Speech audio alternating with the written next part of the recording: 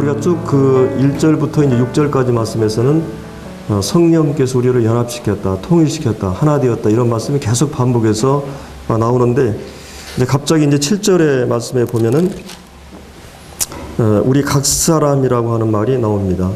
이것은 그 뭔가 연합을 좀 이렇게 그 깨는 파괴시키는 것 같은 이 언어가 되죠. 계속 하나됨에 대한 얘기를 했는데 갑자기 이제 각 사람에 대한 부분을 여기서 언급해주고 있습니다. 여기서 얘기하고자 하는 것은 이제 이 통일이 어떤 전체주의적인, 그러니까 어떤 기계적인 천편일률적인 그런 통일이 아니라 이것은 이 몸으로 얘기하면 각 다양성 속에서의 연합을 얘기합니다. 이것을 이제 이 본문에서부터 쭉 다뤄주고 있거든요. 그래서 은사를 하나님께서 각 지체들에게 주셔가지고 이 몸 안에 머리를 중심으로 이 몸이 전체적인 것이 통일이 되어 있지만, 하나 되어 있지만, 그러면서도 다양한 기능들이 통일성을 이루면서 다양성을 나타내고 있는 이 몸과 같이 이제 이 교회는 이런 그 기계적인 또 획일적인 일률적인 그런 통일이 아니라 이 다양성 속에서 통일, 이 부분을 다뤄주고 있다고 하는 것을 이제 이 부분에서 쭉 말씀을 해주고 있습니다. 그래서 이제 통일과 관련해서 이런 그 다양성, 이것은 어떤 의미가 있는가? 이것은 이제 하나님께서 교회를 세우실 때 하나님께서는 이 교회의 머리를 먼저 이 머리를 정하시고 또 이 몸을 이제 이루게 하셨죠. 그리고 이제 머리 되신 그리스도께서 성령을 통해서 자신의 모든 뜻을 이제 교회에게 나타내십니다. 그래서 성령께서 이 교회 안에서 주관자가 되시는 거죠. 이 성령이 모든 것을 운행하시게 됩니다. 그리고 이 교회에 필요한 모든 부분들을 이제 허락하시게 돼요. 그래서 여러분들이 개인적으로 거듭나게 할 뿐만 아니라 거듭난 성도들에게 어떤 그 기능, 어떤 영적인 재능들을 주셔가지고 이 교회 안에서 이제 우리가 봉사하게 하시죠. 그게 이제 영적인 은사거든요. 그래서 오늘 이제 이 본문에서는 7절에 보면은 이 선물에 대한, 그리스도의 선물에 대한 부분을 얘기하는데 하나님께서 우리에게 주신 최고의 선물이 뭐냐면 예수 그리스도십니다. 예수 그리스도가 하나님께서 우리 인류에게 주신 최고의 선물이에요. 예수라는 한 인격, 그리고 그분이 우리 가운데 오셔서 역사 속에 이루셨다는 그런 역사, 이런 것은 그 우리 인류에게 있어서 특별히 이 교회에게 있어서 최고의 축복이거든요. 선물이고.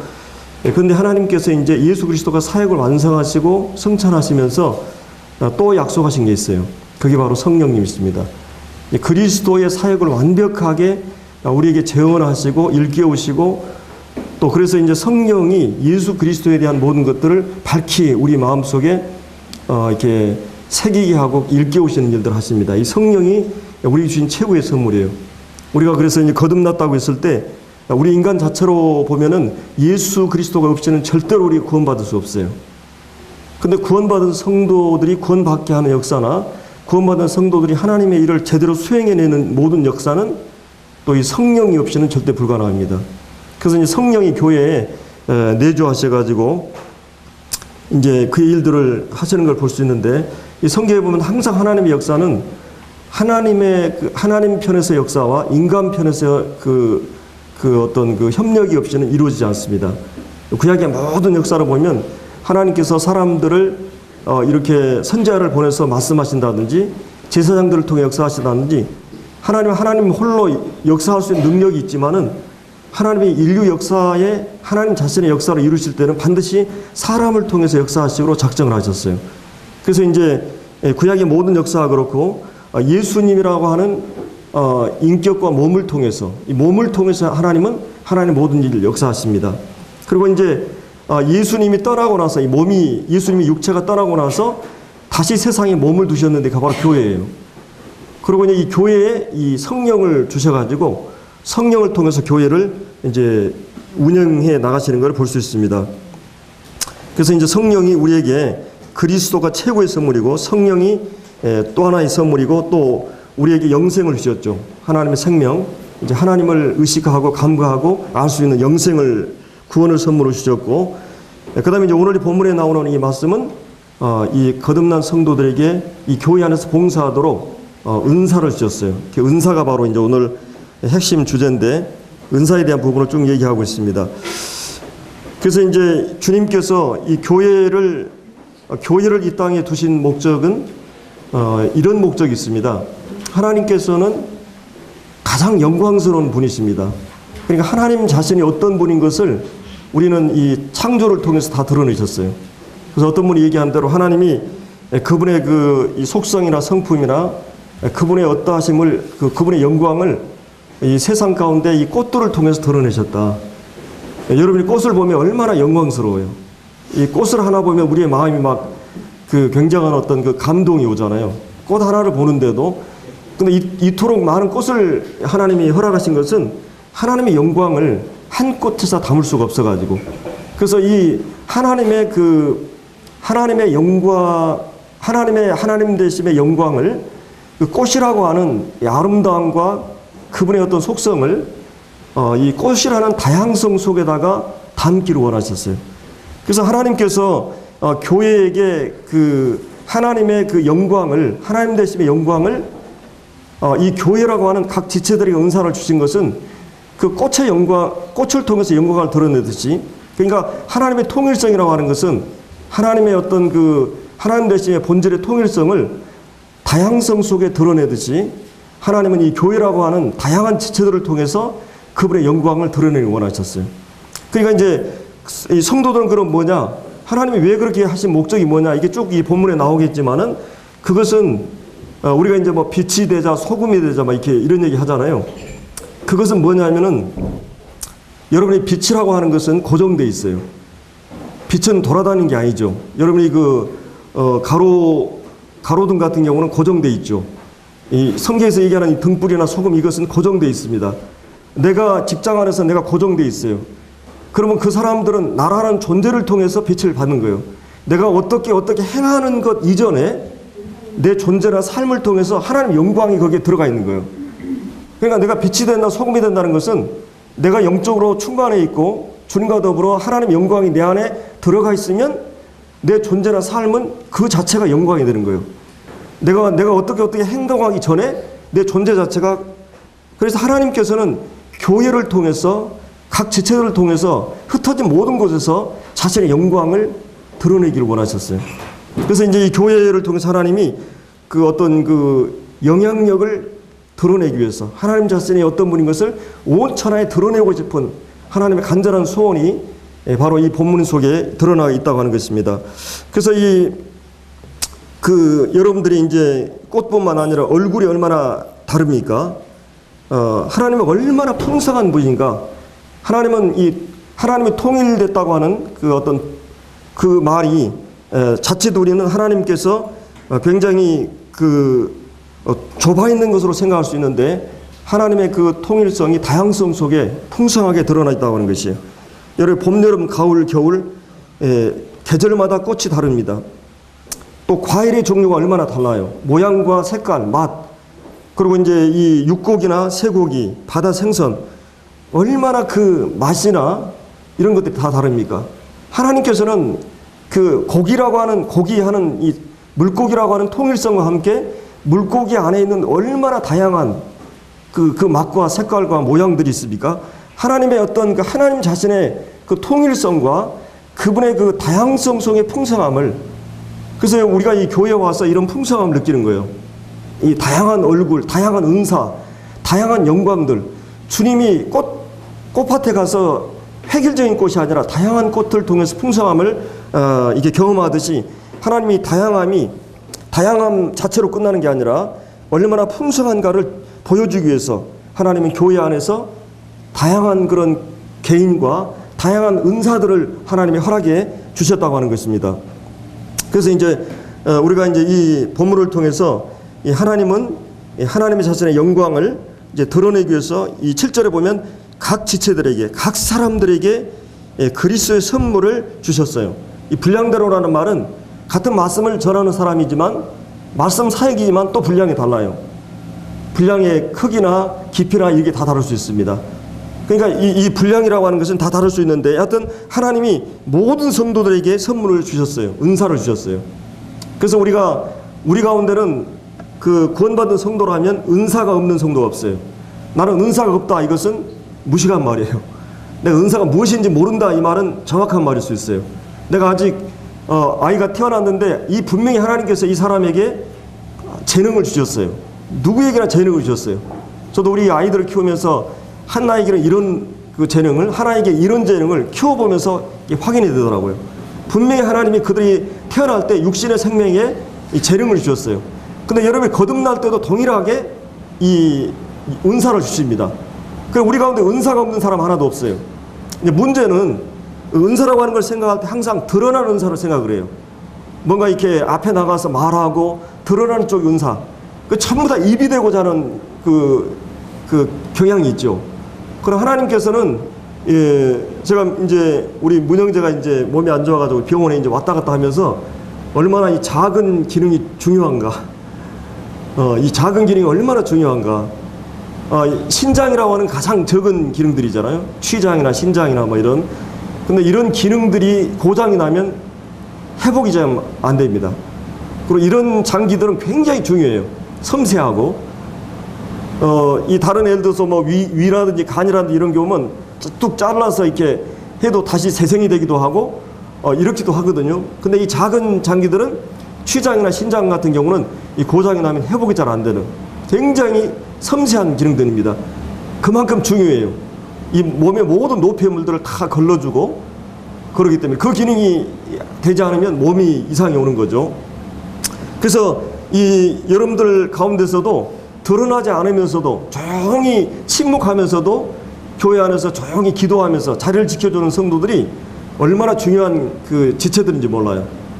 이 요긴하게 보이지 않는 지체들이 더 중요할 수가 있어요. 그래서 이런 그 다양한 그런 은사를 하나님이 우리에게 허락하셨다고 하는 겁니다. 그래서 이제 우리가 이 은사는 하나님이 왜 주셨는가? 결국은 은사라고 하는 것은 자기를 위해서 주지 않아요. 구원받는 것은 나를 위해서 받아요. 그러나 은사라고 하는 것은 다른 사람을 섬기기 위해서 주신 겁니다. 그래서 이 은사를 활용할 때는 반드시 사랑의 마음을 갖지 않고는 절대 은사가 이 공동체 유익을 갖다 주지 않아요. 자기 인기나 명예나 영광이나 자기 자랑으로 이 은사 활용이 되면 절대로 이 은사는 다른 사람 유익을 주지 않습니다. 하나님의 은사를 주신 것은 사랑을 표현하고 교회 전체의 유익을 위해서 주셨어요. 그래서 이 모든 은사들이 활발하게 움직이는 교회가 건강한 교회예요. 이 교회가 정말 제대로 된 교회, 정말 건강하고 그런 교회는 어떤 교회냐? 모든 지체 은사들이 잘 이렇게 움직이고 있는 교회가 그 교회가 진정한 건강한 교회라고 하는 것입니다. 그래서 우리가 이 은사를 이제 생각해 볼 건데요. 먼저 이 은사를 말하기 전에 이 8절에 보면 그런 말씀이 있죠. 그러므로 이르기를 그가 위로 올라가실 때 사로잡혔던 자들을 사로잡으시고 사람들에게 선물을 주셨다 하였도다. 올라가셨다 하였은즉 땅 하나의 낮은 곳으로 내리셨던 것이 아니면 무엇이냐? 내리셨던 그가 곧 모든 하늘 위에 오르신 자니 이는 만물을 충만케 하려 하심이니라.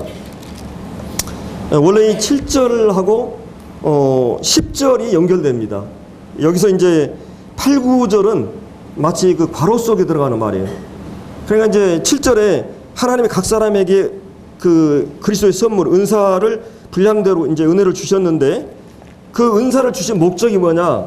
10절에 보면 하늘에 오르신 그 예수님께서 만물을 충만케 하기 위해서, 이 만물을 충만케 하기 위해서.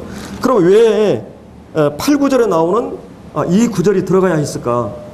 여기서 이제 8, 9절의 말씀은 이 사백구, 이 괄호와 같은 말씀인데 왜 사도 바울은 여기서 갑자기 이 은사, 선물을 얘기하다가 갑자기 이 8, 9절의 말씀을 했을까? 사실은 이것은 그 사도 바울이 오늘 자기가 자기 된 것은 바로 이분 때문이에요. 예수 그리스도를 언급하지 않고는 억지할 수 없는 내 오늘을 영적인 내 신분과 내 삶의 영광과 소망과 생명과 오늘 나의 나된 이 모든 것이 바로 이분 때문에 된 것입니다. 그래서 그분은 이 은사의 그 수요자 되신 예수 그리스도를 얘기하다가 갑자기 그분이 어떤 분인 것을 언급하고 있어요. 여기서 이 사도 바울은 언제나 이 예수 그리스도를 얘기할 때는 깊은 감동을 받습니다. 그분에 대한 사랑과 경외심을 억제할 수가 없었어요. 그 이름을 생각할 때마다 그 자신을 망각하고 그분을 향한 영광과 경배와 찬미를 올려드리게 됐어요. 그래서 그런 많은 그 서인서의 문맥마다 이 파격 구문을 이탈 구문을 써요.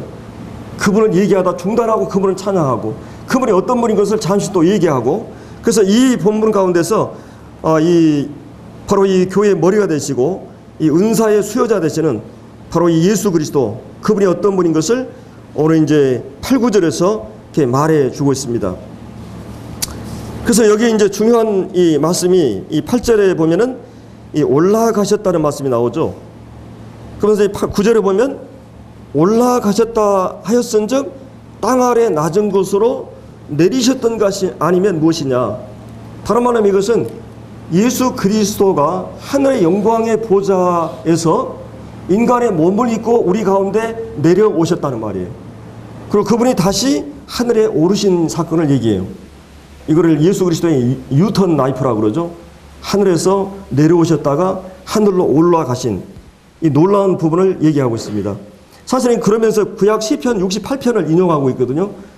이 구약에 이제 다윗 왕이 이스라엘 백성들이 이제 적군들과 전쟁을 해요. 이 많은 그 적군 블레셋이나 이방 국가들을 이 싸움을 하고 승리를 했을 때 이 다윗이 승리한 게 아니라 하나님께서 내려오셔가지고 다윗과 함께 하심으로 승리하게 했어요. 그리고 그분이 하늘로 올라가셨다는 말을 그런 자주 썼습니다. 시편에 보면 그 말씀을 인용하면서 특별히 이 왕이나 이 왕자들이나 장군들이 적군하고 이렇게 전쟁하고 승리하게 되면 전쟁에 이제 승리하고 나서 자신이 이제 고국으로 돌아올 때 언제나 이 승리에 대한 그 행진을 하게 됩니다. 그래서 이제 패배한 그런 왕들과 왕자와 장군들을 모두 쇠사슬에 묶어가지고 끌고 와요. 그래서 승리자는 이 사로잡힌 자를 잡아가지고 그 개설하면서 많은 백성들에게 전시를 구경을 하게 해요. 그리고 그 전쟁을 통해서 얻은 그런 노획물이나 이런 보물들을 백성들에게 나눠주는 일들을 했어요. 그래서 자기 백성들에게 개선을 하면서 승리한 그 왕이 이제 선물을 주게 돼 있어요. 자, 그러면 바로 예수 그리스도가 이 다윗이 그런 승리를 했던 것처럼 바로 예수 그리스도가 이 땅에 오셔서 최고의 승리를 쟁취하신 겁니다. 그분이 하신 승리는 인간의 바로 이 죄의 문제 때문에 사단의 어떤 이 말로 인해서 죄로 말미암아 이 사망의 포로로 되었고, 그리고 영원한 지옥에 갈 수밖에 없는 이런 그 패배자들의 현실이 바로 이 세상이에요. 바로 이 사단의 이 적에 사로잡혀 가지고, 그래서 이 주님이 이 땅에 오셔가지고 이제 인간의 몸을 입으시고 주님이 이 가운데 오셔서 영광스러운 이 승리를 이루셨어요. 그래서 시편 22편에 보면 주님이 고난받는 장면이 나오죠. 나의 하나님, 나의 하나님, 어찌 나를 버리셨나이까. 처절한 그런 그 영혼의 그 탄식과 육체적인 고통과 인격적인 그런 모독, 이런 그 시편 22편의 말씀이 이 십자가의 고난을 얘기합니다.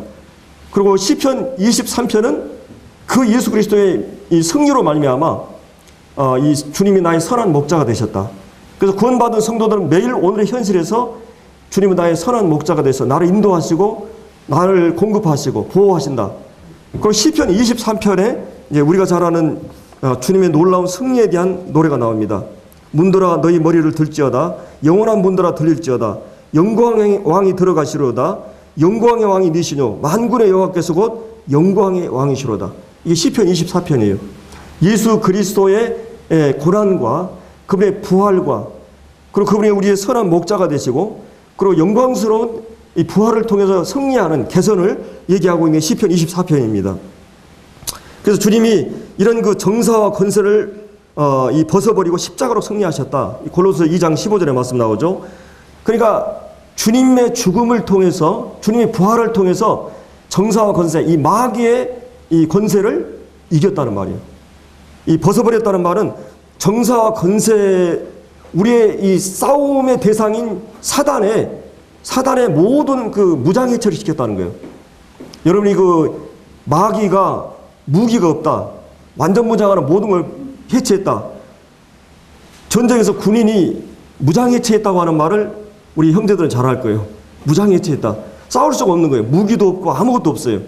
근데 하나님께서 예수 그리스도의 죽음과 부활을 통해서 승리하게 하셔가지고 사단을, 정사와 권세를 벗어버렸다는 말은 이것은 완전히 무장해체시켰다는 말이에요. 사단이 우리를 공격할 빌미를 다 없애버렸다는 거예요. 제가 이 조폭들이 하는 두 가지 일이 있다 그랬죠. 하나는 이 기업 회장이나 사장들이나 정치인들에게 그들의 어떤 허점을, 죄를 알고 법을 알고, 그래서 이 사단은 율법에 대해서 알고 이 죄에 대해서, 우리가 범죄한 죄에 대해서 알아요. 죄의 권능은 율법인데 율법과 이 죄에 대해서 잘 알아요. 이거를 가지고 우리를 끌고 가요. 이 조폭들이 당신이 이 법을 어겼지, 당신 이런 죄를 범했지, 이런 첩자 노릇했지, 이런 이 세금 비리 있지, 이거를 하면 꼼짝을 못해요. 그래서 어떤 돈을 요구하고 이렇게 하는 거죠. 사단도 바로 이 율법을 가지고, 바로 이 죄를 가지고 우리를 끌어가요. 근데 로마서 6장에서는 뭐예요? 죄에 대하여 죽었다. 로마서 7장에서는 율법에 대해 죽었다 그랬어요. 그러니까 율법이 죽은 것도 아니고 죄가 죽은 것이 아니에요. 율법에 대해 내가 죽었어요. 율법의 이 죄에 대해서 내가 죽었어요. 그러면 이 법이라고 하는 것은, 죄라고 하는 것은 살아있는 사람에게만 효력이 발휘돼요. 내가 그리스도와 함께 죽었어요. 더 이상 이제 사단은 우리에게 공격할 빌미가 없어요. 왜냐하면 예수 그리스도의 십자가를 통해서, 부활을 통해서 죄의 문제가, 이 사망의 문제가 해결되었고, 그 다음에 생명의 문제가 부활을 통해서 해결되었어요. 그래서 그리스도인들은 이제 죄에 대한 합법적인 용서가 이루어졌고, 사망을 통해서, 그 다음에 부활하심으로 새로운 생명 안에 있는 자들이에요. 이 생명은 이제 죄가 공격할 수 없는 생명이에요. 이런 생명 안에 우리가 들어와 있는 것입니다. 그래서 이제 주님이 그런 승리를 십자가로 승리하신 것입니다. 바로 이 죄에 대해서 주님이 이기셨고, 죽음을, 사망을 이기셨고, 이 인간의 최대적인 사망, 그리고 이 사단에 대해서, 그리고 사단이 통치하는 영역인 이 세상에 대해서 주님은 세상을 이기셨고, 죄와 사망, 그리고 마귀를 이기셨어요. 뭘로 통해서요? 십자가로 승리하셨어요. 주님이 여기서 나오는 이 올라가셨다, 이 말씀이 이 승천이란 말입니다. 이 승천이라고 하는 말은 주님이 다시 승리하셨다, 개선하는 걸 얘기해요. 주님이 개선하는 장면을 말하고 있는 것입니다. 그래서 우리가 주님이 다리 오르심으로 말미암아 성도에게 최고의 기쁨을 가져다 준 것이에요. 주님이 모든 것에 대해서 승리하신 것입니다. 우리는 그 승리 안에 들어온 자들이에요. 그래서 우리의 시민권은 하늘에 있어요. 바로 이 하늘에 계신 주님에게 우리의 모든 관심이 있는 것입니다. 골로새 3장에 있는 대로 그리스도와 함께 다시 살리심을 받았으면 위의 것을 찾으라. 거기는 그리스도께서 하나님 우편에 앉아 계신다. 위의 것을 생각하고 땅의 것을 생각하지 말라. 그래서 우리의 사귐은 예수 그리스도와 함께한다. 바로 우리의 사귐은 하늘을 향해서 하게 되는 것입니다. 우리는 보이는 것이 아니라 보이는 것은 잠깐이라 그랬어요. 보이지 않는 것, 그것이 영원한 것입니다. 바로 우리 믿음으로 그 주님을 바라보며 살게 되는 것이에요. 그래서 우리의 기업은, 유산은 확실하게 보장된 것입니다. 그리고 우리의 기도가 성공적으로 확신할 수 있는 것은 바로 주님이 하나님 보좌 우편에서 우리를 위해서 기도하고 계시기 때문에. 그래서 히브리서 4장에 보면, 그러므로 우리에게 큰 대제사장이 있는데 승천하신 자 곧 하나님의 아들 예수시라. 그래서 우리가 긍휼하심을 입고 때를 따라 돕는 은혜를 얻기 위해서 하나님 보좌 우편에 나간다고 말하고 있어요. 예수 그리스도의 십자가의 구속의 드라마, 그 구속의 파노라마를 이 가로 속에서 말하고 있어요. 예수 그리스도가 어떤 일을 하셨는가? 바로 그분이, 하나님 되신 그분이 인간의 몸을 입으시고 이 땅에 오셨다. 이게 빌립보서 2장에서 자세히 나오죠. 그분이 그 영과 하나님과 동등한 본질을 갖고 있는 그분이 우리의 낮은 몸을 입으시고 우리 가운데 오셔서 그분이 죽기까지 복종하신 것입니다. 그리고 죽음 자리에 내려가시고 땅 아래 곳으로 내려가시고, 그리고 부활하셔서, 그리고 승천하심으로 모든 구속을 완성하신 분이요. 바로 이 예수 그리스도, 그분을 이 사도 바울은 여기서 얘기하고 있는 것이에요. 그리고 우리는 아직 부활과 승천이 남아있어요. 바로 우리 주님을 믿는 모든 백성들에게 그분은 모형이 되신 것입니다. 우리도 부활하시고 언젠가는 다시 주님처럼 하늘로 승천하실 것에 대한 보증이 되는 것이에요. 그래서 이런 그 놀라운 이제 이 주님께서 이 구속으로 완성하시고 그분이 우리에게 생명을 주실 뿐만 아니라 영생하는 모든 자들에게 뭘 주셨어요? 오늘 본문에 선물을 주셨는데 그게 바로 이 은사라고 하는 것입니다. 여러분이 모두가 이 은사를 소유하고 있는 것이. 그래서 이제 주님께서 이런 놀라운 은사를 우리에게 허락하셨다고 하는 것입니다. 그래서 우리는 그 은사를 이제 활용해야 됩니다. 주님은 이 모든 사역을 온전히 이루실 때 복종을 통해서 이루셨어요. 복종을 통해서. 철저하게 주님은 인간의 몸을 입으시고 그리고 모든 말씀을 온 몸으로 생애로 복종하심으로써 주님은 이 일들을 이루셨습니다. 그리고 겟세마네 동산에서도 자기의 뜻을 굽히시고 하나님의 뜻을 따랐어요. 마지막 십자가에 죽으실 때도 많은 사람들이 너를 구원해라, 너를 구원하고 우리를 구원해라 했을 때 주님이 자신을 구원했으면 우리를 구원할 수 없었어요. 십자가를 능히 떼어낼 수 없었기 때문에 주님이 안 때리는 게 아니잖아요. 얼마든지 주님은 내려올 수 있었어요. 그러나 우리를 구원하기 위해서 주님이 하나님의 뜻에 복종하셔서 죽기까지 주님이 복종하심으로 하나님께서 그를 모든 이름에 뛰어난 이름을 주시고 모든 무릎을 예수 이름에 꿇게 하시고 그래서 하나님께 영광을 돌리게 됩니다. 그래서 예수님의 이 구속사의 드라마를 한 말로 함축해서 얘기하고 있는 것이 주님이 영광스러운 승리 가운데 계신 분이 그분이 바로 우리에게 이제 은사를 주신다고 여기서 이 말씀하고 있는 것이요. 바로 하늘에서 내려온 자 곧 인자 외에는 하늘에 올라갈 자가 없다. 니고데모하고 예수님이 대화하면서 요한복음 3장 13절에 그런 말씀을 해주고 있습니다. 그래서 주님이 이런 놀라운 승리를 하시고 이제 승리하신 분이에요. 그래서 마태복음 28장에서 하늘과 땅의 모든 권세를 내게 주셨다. 하늘의 모든 권세를, 땅에 있는 모든 권세가 예수님에게 주어진 것입니다. 그래서 그 예수님께서 하늘과 땅의 모든 권세를 주신 그분이 이 교회를 향해서 지상 최후의 명령을 하는 거예요. 너희는 가서 모든 족속으로 제자 삼아 아버지 아들과 성령 이름으로 세를 주고 내가 너에게 분부한 모든 것을 가르쳐 지키게 하라. 볼지어다 내가 세상 끝날까지 너희와 항상 함께 있으리라고 주님이 약속을 하신 것입니다. 이 교회를 이제 여기서 이 8, 9절에서 10절에서는 바로 이 은사를 수여하신 예수 그리스도가 누구신가 이것을 이제 얘기했어요. 그리고 이제 10절에서 바로 이 하나님께서 은사를 통해서 이 오르신 그분이 이 만물을 충만하게 하기 위해서 그럼 우리는 생각하기를 만물을 충만하게 한다. 이게 이제 1장에도 나오죠. 주님이 교회를 몸으로 삼으셨다. 그리고 이 에베소서 1장에서도 믿는 우리에게 베푸신 능력이 저기 크심이 어떤 것을 알게 해달라고 하면서 그 능력이 그리스도 안에 나타났다. 그리고 그리스도를 부활하게 하셨다. 그리고 모든 이름에 뛰어나게 하셨다. 그리고 하늘의 보좌에 앉게 하셨다. 1장에도 그분이 승리하신 장면이 나와요. 그리고 교회의 머리로 주셨다. 그 교회의 머리를 주신 이유는 뭐냐? 주님이 이 교회를 통해서 만물을 충만케 하기 위해서. 그래서 이제 저희들이 1장부터 3장까지 계속 교회를 세우신 목적이 뭐라 그랬어요? 개인을 구원하셔서 교회를 연합시키고 그 교회에게 하나님을 아는 것으로 채우고 하나님의 모든 사랑으로 채우기 위해서. 이것이 이제 1장의 기도고 3장의 기도였어요. 그 교회를 이 사도 바울의 기도가 구체적으로 그러면 이 지옥교회 안에서 현실적으로 어떻게 이루어지느냐 이 문제를 얘기하면서 영적인 연합을 얘기하고 이제 오늘 본문에서 그 충만함을 하나님의 모든 충만함을 어떻게 교회 안에서 채우게 되는가? 그것은 교회 안에 각 지체들에게 은사를 주셔가지고 은사를 통해서 이 교회의 충만함을 채우기 원하셨다는 것이에요. 이게 이제 이 지금까지 얘기했던 것과 계속 연관을 시키고 있는 것입니다.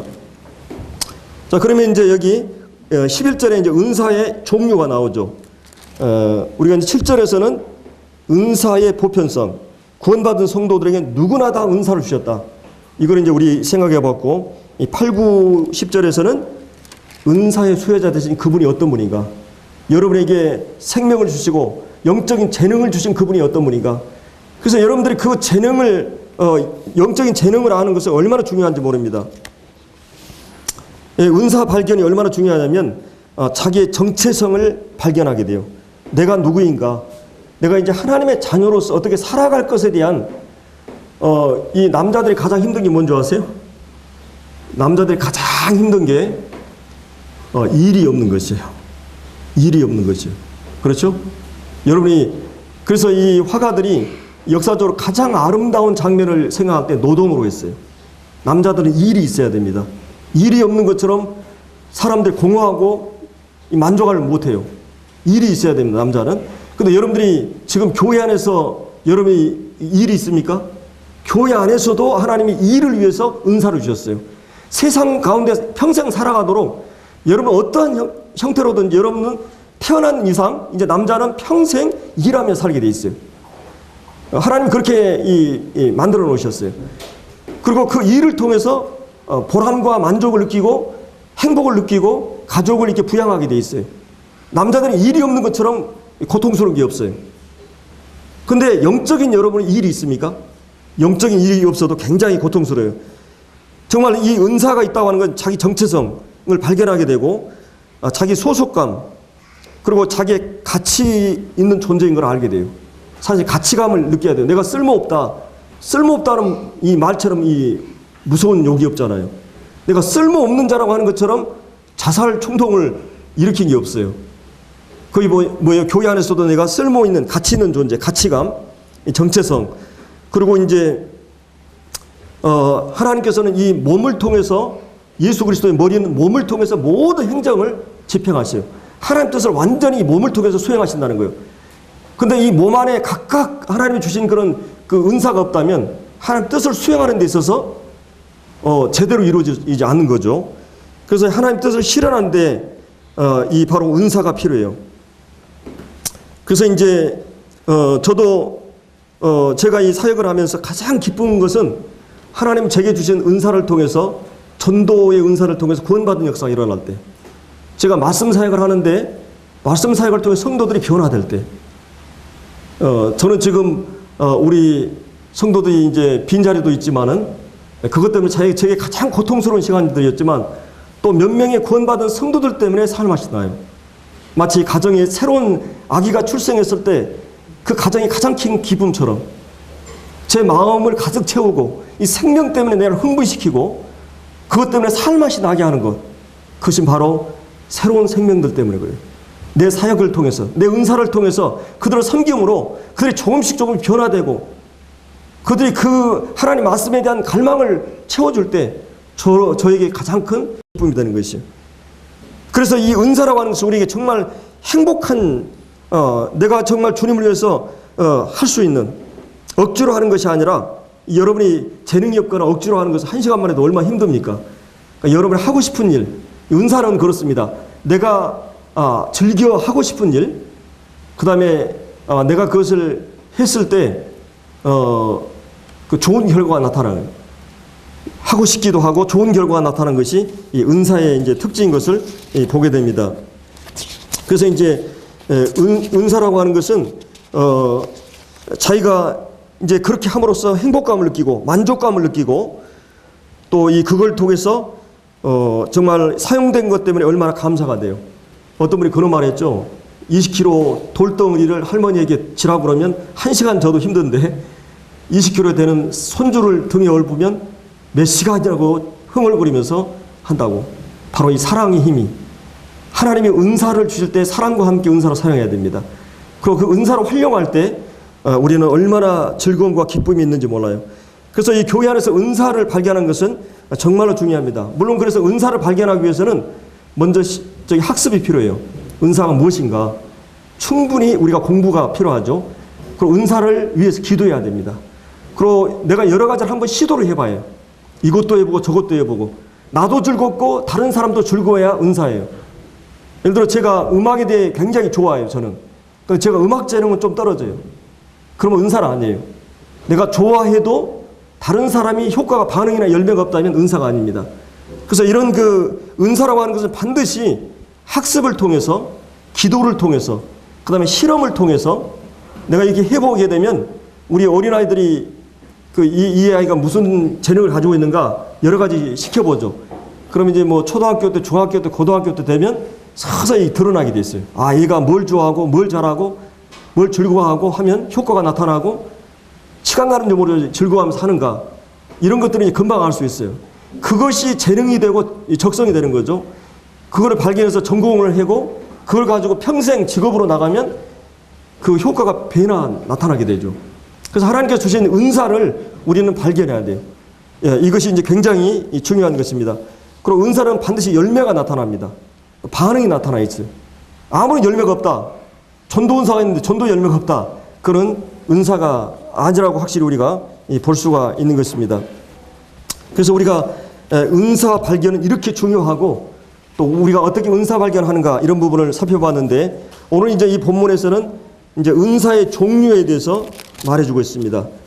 우리가 이제 7절에서는 은사의 그 보편성, 은사를 누구에게나 주셨다고 하는 말씀, 이 8, 9절, 10절에서는 은사의 수혜자신 주님이 어떤 분인가, 그리고 이제 11절에서는 은사의 종류를 말해주고 있습니다. 은사가 어떤 은사들이 있는가. 물론 이제 여기서 이 은사는 교회를 세우는 핵심적인 그런 은사를 다루고 있습니다.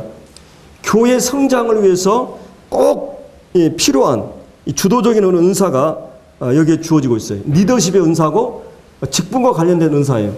물론 이제 고린도서 12장이나 로마서 12장에서는 은사를 다양하게 얘기해요.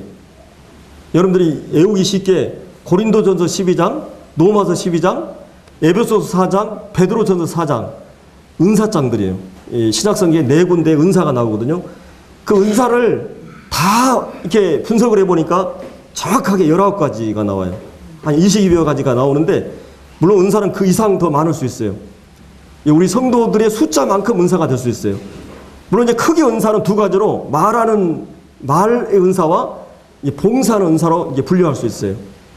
내가 어떤 쪽의 은사를 가졌는가. 물론 이제 말하는 은사 쪽에서도 전도의 은사도 있고 전도도 뭐 대중전도, 그다음 개인전도 은사도 다 달라요. 말씀도 지혜의 말씀, 지식의 말씀, 이 말씀도 달라요. 이 플리칭을 잘하는, 설교를 잘하는, 또 아니면 티칭, 가르치는 걸 잘하는, 그룹 교제를 인도하는 다양한 은사가 있어요. 또 자매들도 다 이 은사들이 있습니다. 이 교회 전체적으로는 자매들 활용할 수 없지만 이 부서 활동이나 이 주일학교나 학생회나 아니면 이 자매회 때 그런 은사들을 활용할 수가 있어요. 분명히 우리는 하나님이 모두에게 이 은사를 주셨어요. 그것을 즐겨하고 그것을 하게 되면 효과가 나타나는 것을 보게 됩니다. 그래서 오늘 이제 에베소 4장에서는 이런 그 직분적인 은사, 교회의 어떤 리더십의 은사, 대표적인 은사를 말해주고 있어요. 그게 이제 2가지로 이제 분류할 수 있는데요. 사도와 선지자입니다. 이것은 그 사도와 선지자는 그 임시적인, 일시적인 은사예요. 이게 신약 성경이 완성될 때는 중단이 돼요. 그러나 영구적, 항존적인 은사는 이제 거기에 나오는 복음 전도하는 것과 목자와 교사예요. 이 말씀 사역자들이죠. 그래서 이제 이 은사를 주셨는데 이 사도들은 주님에게 직접 부름을 받거나 주님의 직접 보냄을 받거나 또 부활을 실제 경험한 사람들, 부활의 증인으로서 이렇게 말씀을 전해야 되니까, 그리고 이제 하나님께 성경의 계시의 말씀을 직접 받은 사람들이에요. 사도들은 사도들에 의해서 이 성경이 거의 기록이 됩니다. 신약 성경이. 그리고 이제 어떤 영적인 권능과 은사도 주셨어요. 표적을 주셨어요. 예수님처럼 하나님 아들 되심이 증거하기 위해서 표적을, 하나님 되심 증거하기 위해서 사도들에게도 하나님이 그들과 함께 한다는 사인으로서 표적의 은사를 주셨어요. 그러니까 이런 그 5, 6가지의 사도들의 표가 있어요. 12이 사도 엄격하게. 그리고 이제 사도 바울까지 이제 이 13명, 이게 이제 신약 사도들입니다. 조부름에서. 그리고 이제 이 사도의 은사는 신약 성경이 완성되면서부터 더 이상 주어지지 않아요. 오늘 캐토릭에서는 이 사도 계승해가지고 이 교황으로 해서 이렇게 계승하는데 그것은 비성경적입니다. 사도권은 이제 그때로 끝나요. 선지자들도 하나님께 직접 말씀을 받아가지고 얘기한 사람들이에요. 원래 우리가 이 교회 안에서 성령 인도하심을 그렇게 오용하는데 성령이 그때그때마다 말씀을 주셔가지고 인도하는 걸로. 근데 그 시대는 끝났어요. 구약 선자들은 그렇게 했어요. 그러나 이 목사와 교사라고 하는 것은 계시된 말씀을 언어나 이런 모든 걸 충분히 연구해가지고 받은 은사들을 가지고 이제 설교하게 돼 있어요. 충분히 설명하고.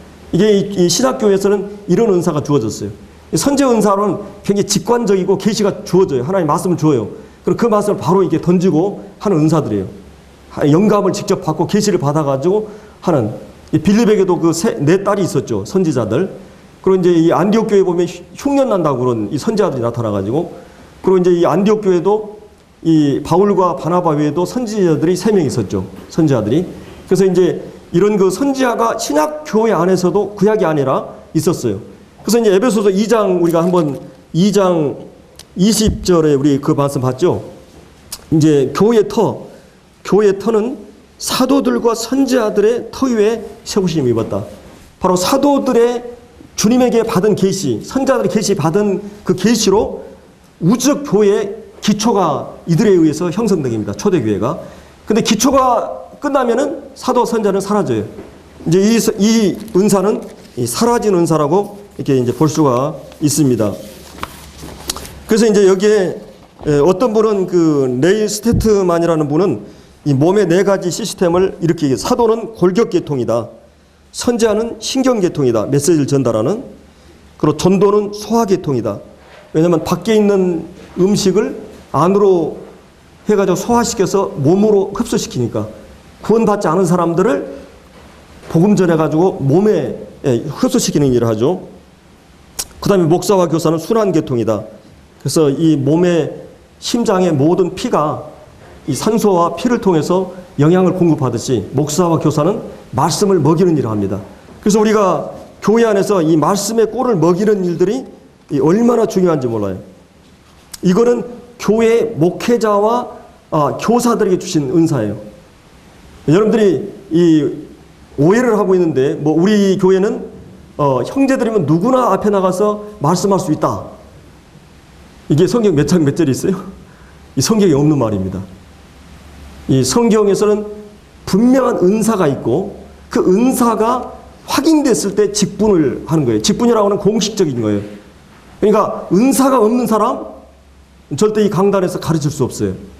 가르쳐도 안 되고 물론 이제 교제의 의미에서 가르칠 수 있어요. 이 고린도서 3장 15절에 보면 성령 충만하게 되면 주님이 각자 주신 말씀들을 피차 가르치고 권면할 수 있어요.